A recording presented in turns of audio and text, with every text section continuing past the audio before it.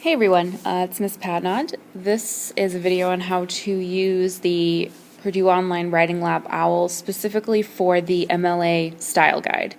Some people have said that the OWL is a bit difficult to navigate or to find what you're looking for when you're writing an essay, so I figured I'd do a quick video on how to just navigate the website and get what you need, since we no longer give out books or pamphlets on MLA style, so the web is the best place to do that. So this is the home page for the Perdue OWL. It's owl.english.purdue.edu. This should be bookmarked on your browser or whatever, your tablet, your iPad. The first thing that you should go to when you are on this website is just look over here on most popular resources. The thing that you should be, at least for English class, checking is the MLA Formatting and Style Guide link. That takes you to everything you would ever need to know about MLA, how to format things the right way, so that you do your essay the right way. You'll also notice that here is the APA Formatting Style Guide. That's more for your science papers, your psych papers. If your teacher has you do it in that style, you really just gotta kind of depend on what they want. So let's click on the MLA 2009 Formatting and Style Guide. So here is just like the basic welcome to the OWL's MLA Formatting and Style Guide. It gives you kind of the general overview of MLA, how your paper should look, what the rules are for that, what your first page should look like, and look, they give you a little example here, so you can just click right on this page, check your own essay to make sure that it looks just like this. On the section headings, I don't really think that you'll have an assignment, at least on my classes, where you have to have things in essays. This is more for undergrad, graduate, kids in college, writing really longer, more complex essays, but it's here anyways when you get to that point. But I don't do too much with sections. However, I am really big on making sure that this format is being followed in your essays. That's really big for me. So that's there. So that's just like the general rules on MLA. So notice over here on the left, this is like the table of contents of everything in the MLA Style Guide. The basics on in-text citations, how to properly format your quotes, how to do endnotes and footnotes, what your works cited page should look like, what your works cited page should look like for book entries, periodicals, those are like magazines, anything that or journals that come out every so often. Electronic sources, this is the one you'll probably want to be checking the most. Other common sources. Another important thing to look at is just look at the sample works cited page, the sample paper, just again to make sure that you're doing things the right way.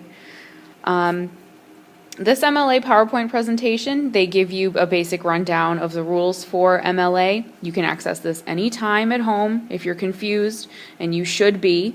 Don't just leave it to your teacher to keep reminding you over and over again. Teach yourself this stuff, okay, and it'll stick a little easier for you.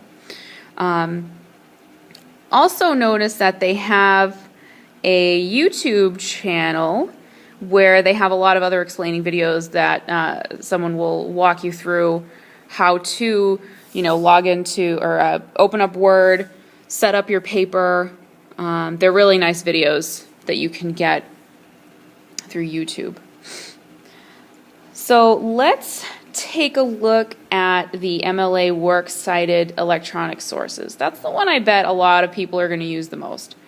So say I was writing a paper and I found a bunch of articles online, and now I need to make sure that I put them in my works cited page the right way.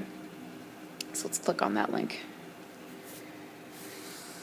So here they give you the rules on how to do your works cited page for any kind of electronic source that you've used.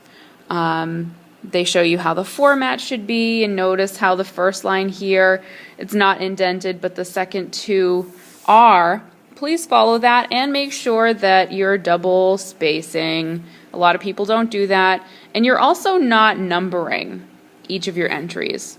Okay, that is something that people do, and I think that's a habit that we picked up probably in middle school when we were just kind of learning the basics of a bibliography. Remember, it's not a bibliography anymore, it's a works cited in MLA. So just make sure you're following that format. Especially with me, I do pay attention to that formatting, and I do take points off if you're not following it. And I mean, honestly, there's no reason why you shouldn't, because it's all on this website. So let's take a look at, this is just the basic style for citations of electronic sources, including databases, which we've been using in the library. These are the things that you should be putting into your works cited page. Always the author first, if it's available. If it's not available, just put the article name. And if that's not available, you just put the title of the website, project, or book. And remember, anything that comes first in that works cited entry is what is going to appear in the actual in-text citation in your essay. Now remember the buddy system. If it's in your works cited page, it's got to be in your essay. If it's in your essay, it's got to be in your works cited page. They have to have a little buddy going on there. Make sure you're not just listing everything that you looked at in your works cited page, but not making reference to it in your actual essay itself.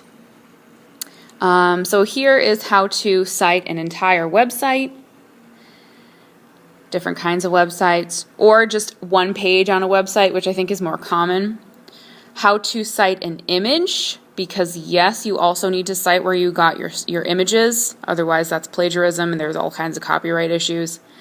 An argazine in a web magazine, an article in an online scholarly journal, online database, and if you're using the school's databases, this is important. Hopefully you're using those and not just Google. Also how to cite an email. If you emailed someone who's really knowledgeable on a certain topic, you can use them as a source. A blog posting, a discussion group, a tweet. This is something new. So that is how you would do a tweet. Isn't that cool? That you can actually use tweets in your papers? I think that's awesome. I'm not sure, we'll have to look it up, on how to cite a, because I had someone who wanted to cite a quote from a YouTube video, or a comment from a YouTube video, that's what it was, and I believe he had to use this discussion group, you know, because look here, he has the username and all that. So, different things that you can do. It's a lot broader nowadays.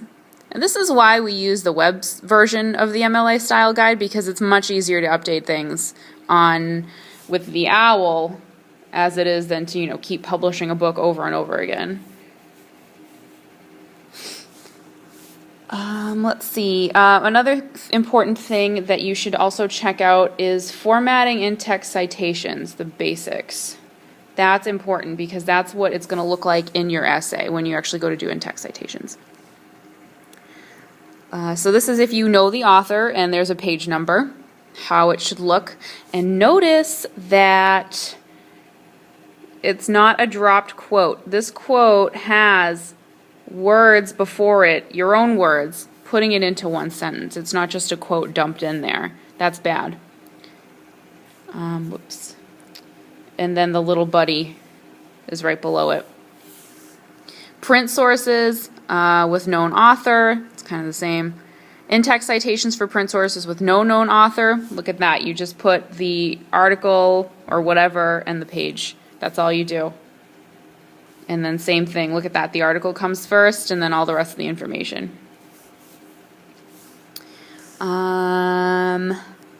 Multiple editions, indicating things, if they get updated a lot. Citing authors with same last names. Citing a work by multiple authors. Citing multiple works by the same author. Citing multi-volume works. Citing the Bible. Citing indirect sources. Citing non-print sources from the internet. Again, this is another big one.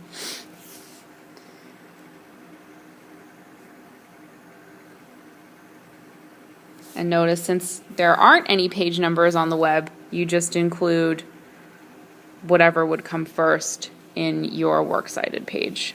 See? So Garcia, Herzog, A Life. That's exactly what shows up on the works cited page. Okay? Multiple citations, when a citation is not needed. So those are probably the two most important parts of the OWL style guide here. Another one you want to check out is MLA formatting quotations. Just showing you, just a great example of where the punctuation should go. Outside the parentheses. Look at that. If he already said the author's name here, he doesn't have to put it here again. So short quotations, how to do those, but then there's different formatting. If you do long quotations, make sure you're checking that too, otherwise it'll look weird. And it's different between prose and poetry. For prose, it's when citing more than 4 lines, you do this. And then when you're citing long sections of poetry, more than 3 lines of poetry, keep the formatting close to what the poet had as possible. Adding or omitting works and quotations. You don't have to put the whole thing in there, especially if it isn't relevant. You use an ellipses, which is not called a ... You'll sound very silly if you say ... It's an ellipses. So that shows you how to do that. So honestly, that's the basics. Everything is here for you to use. Everything is here literally at your fingertips. So use this resource. If there's also a time when you're looking for something, you can't really find it, do the search. Just click on the search button and search for something. Say, I'm sitting here thinking, all right, I'm using a lot of semicolons. I don't really know if I'm using them right. Type in semicolons. Whoops, not semiconductor, semicolons. Go. They have all kinds of information on semicolons and colons and all that, the rules and stuff. And it takes you to a different part of the website. But still, use the search. The search is there for you, okay? Utilize it. Don't ask your teacher, where's the rules for commas? Where's the rules for quotation marks? I will just tell you to, to look that up. There's a funny website called Let Me Google That For You, where you can just, it's kind of to troll people, but you can type in, whatever they're searching for. They'll give it a link, and it'll just kind of move the cursor, and it Googles it for them. Use Google. It's your friend to kind of get some answers. So hopefully that helps to make the OWL a little more user-friendly. They also have, look at all of these different rules for grammar and writing. It's all here for you guys. It's like the answers are all available to you. It's just a matter of you using the resources that you have to your advantage. It's not a mystery. It's all very public. It's all very clear. So hopefully this video was informative, helpful to you, and good luck on whatever writing that you're working on. Please feel free to either ask me questions in class or email me, ddumont@gdrsd.org, and I will help you out the best I can. Thank you.